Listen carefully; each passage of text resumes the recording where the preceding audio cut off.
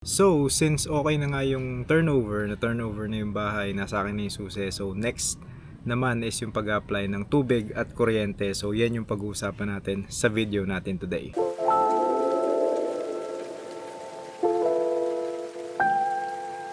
So, yun nga.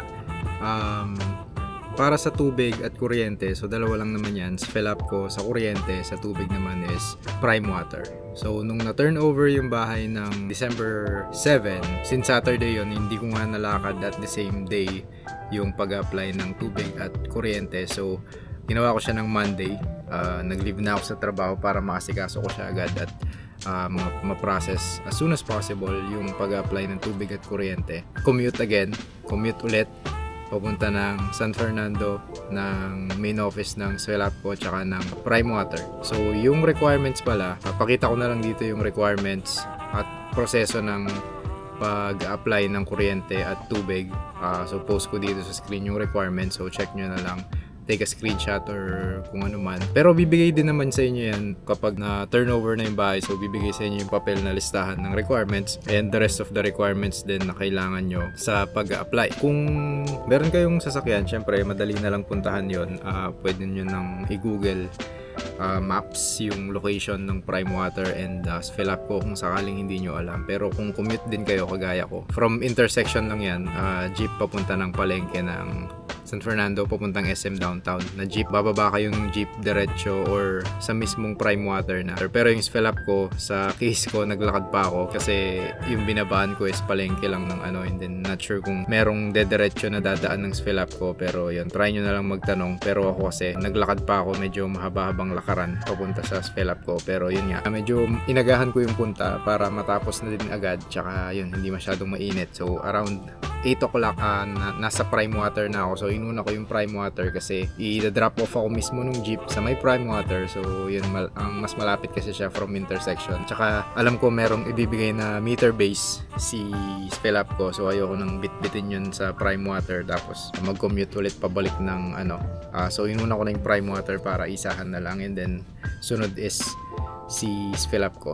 So from Prime Water, diretso lang ng customer service. Pasok ng customer service since maaga ako, walang pila. So mabilis lang yung proseso dito. Bibigyan lang kayo ng form, fill out yung form, typical na information na kailangan, and then sa likod kailangan nyo ng sketch. The-drawing yung papunta ng bahay. So drawing ko lang dun is from the gate ng Alpine tapos papunta ng unit ko. After ma-fill out yung form, babalik lang sa customer service and then ipapasa yung form as well as the requirements. So yung ID, photocopy ng ID with pirma, pipirmahan nyo ng 3 beses yon. Yung deed of conditional sale na galing ng APEC office. So nung nagbayad kami ng move-in fee, binigay na yun agad. 2 copy ng deed of conditional sale yata yung tawag doon. So yun, bibigyan kayo nun agad. Kung hindi man, make sure na tanungin nyo para hindi na kayo babalik kasi kailangan yun sa pag-apply ng kuryente tubig. Tinagal ko dito is siguro mga 15 to 20 minutes lang. Tapos yun, unfortunately meron silang sinabi na may kulang silang gamit, so matatagalan sila sa pag-i-install ng tubig. Hindi ko pa rin din alam kung magkano yung kailangan kong bayaran. Yun, waiting pa lang ng information from them, and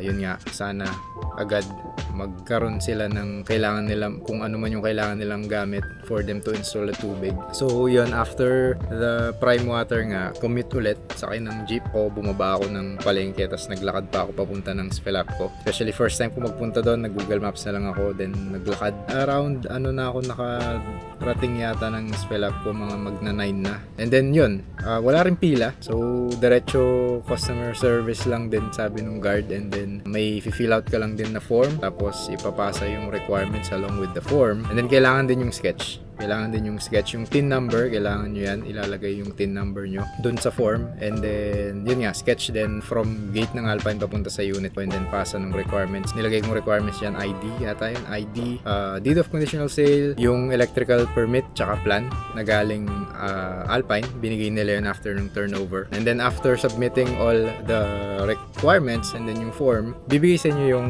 meter base. So bakal siya na bilog, pakita ko sa inyo yung picture. Make sure lang na magdala kayo ng lalagyan for the meter base. So, hindi ko ina-expect na yun at yun na ibibigay siya. Kala ko may box or something, pero hindi. Bit-bit ko yung meter base palabas. So, bumili na lang ako ng paper bag para ibalot siya para kahit papaano hindi ko naman bit-bit yung meter base. Pero wala namang problema kung hindi kayo nagko-commute, pwede nyo namang ilagay sa sasakyan nyo yan. So, walang problema dun. Pero especially kung kagaya ko kayo na nagko-commute lang, ayaw yung bit-bit yun, dala kayo ng something. Hindi kasi siya kasya sa bag ko nung Ayun, so pagkatapos nung fill up ko, kaya hinuli ko siya kasi yun nga, dadalhin ko yung meter base, magko-commute ulit ako pabalik ng Alpine kasi yung meter base kailangan kong i-submit or ibalik sa kanila kasi sila yung mag-i-install ng meter base sa poste. Pero yun, dun ko lang din nalaman nung pagbalik ko na merong scheduled date na kung kailan sila nakakapag-install lang ng meter base. So unfortunately hindi siya pwede ng Friday, Saturday, which is yung day off ko sa trabaho. So Monday, Tuesday, Wednesday lang daw, and then merong specified time doon na pipili ka. Pero good to know na pwede namang kahit hindi ikaw, pwedeng representative basta dala yung susi, okay lang daw. Ayun, pumili ako ng date. Yun, kailangan daw kasi may witness kapag ilalagay yung meter base, so kailangan may tao. Yung susi sa bahay kailangan din kasi daw meron silang ilalagay sa breaker, sa circuit breaker na nasa loob ng unit.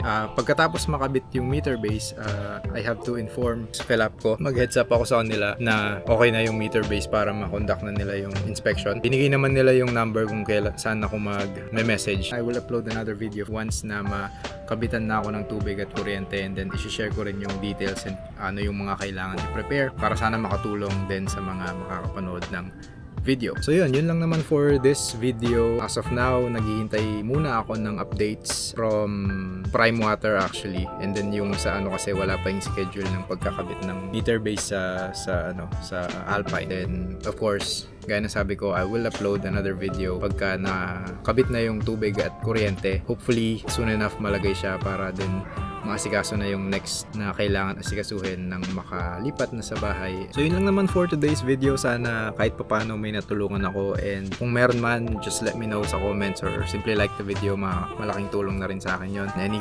suggestions or questions, leave it down the comment section below. Till the next video, sa susunod po ulit, maraming salamat sa panonood. Peace!